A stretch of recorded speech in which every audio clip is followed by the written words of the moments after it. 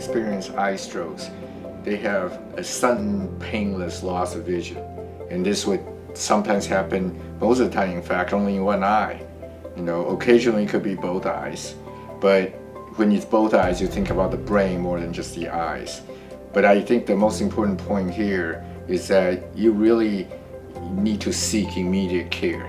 Because first of all, maybe there's something that's treatable, that you can actually provide treatment immediately.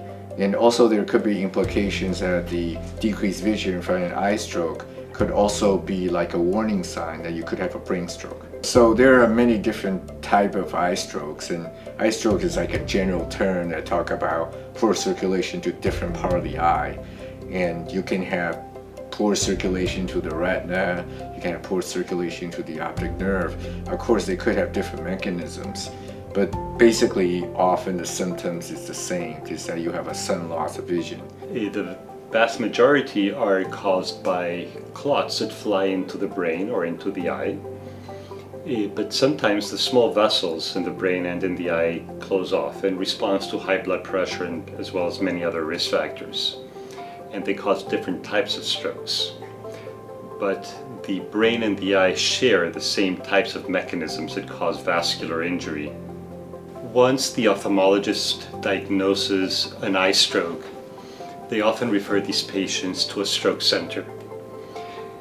It is important to go to the right stroke center because you can potentially receive medications that can unblock the artery that's responsible for the eye stroke.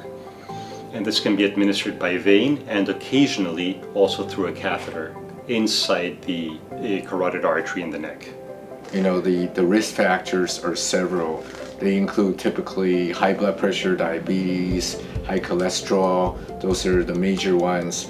And of course, we also worry about other type of unusual rare diseases. For example, one is called giant cell arteritis, and it's an inflammation of the arteries in older patients. And that, of course, is an emergency because that can decrease the vision rapidly and permanently. The good news is that strokes are preventable. The vast majority are preventable. If you control your blood pressure, if you control your glucose levels and your cholesterol, if you exercise, you eat well, and you don't smoke or use excessive levels of alcohol or other drugs, then it is likely that you can avoid strokes of the eye and of the brain.